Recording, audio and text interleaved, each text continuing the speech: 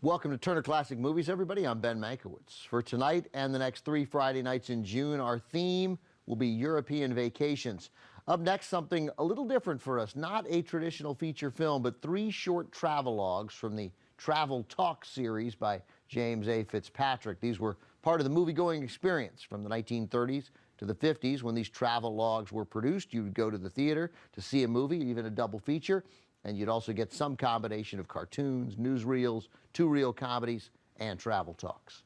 Fitzpatrick began shooting his films in Technicolor in 1934, and we have 3 of his best: Looking at London from 1946, Seeing Spain from 1953, and Paris on Parade from 1938. Fitzpatrick worked with top-tier talent. Paris on Parade is photographed by Jack Cardiff, the cinematographer on Michael Powell and Emmerich Pressburger's The Red Shoes and Black Narcissus, which won Cardiff an Oscar. And Fitzpatrick produced and narrated more than 200 travelogues, traveling more than 500,000 miles around the world. The short films were so familiar to moviegoers that comedians everywhere parodied Fitzpatrick's familiar closing to each film. And so, as the sun sinks slowly in the west, we bid a reluctant farewell to fill in the blank. Over the years, these films have come to be appreciated as more than just travelogues. They're time capsules of life in Europe just before and then after World War II.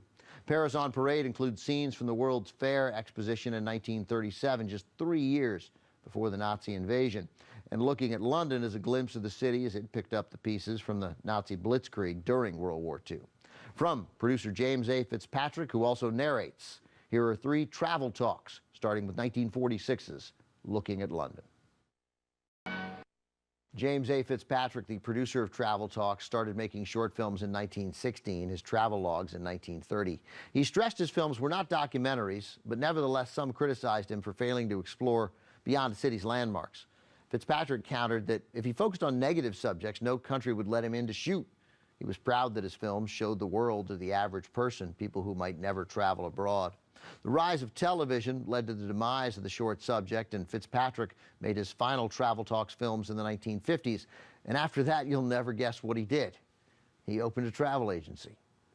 Up next, our European vacation continues as we visit Madrid, where romance finds 3 young American women.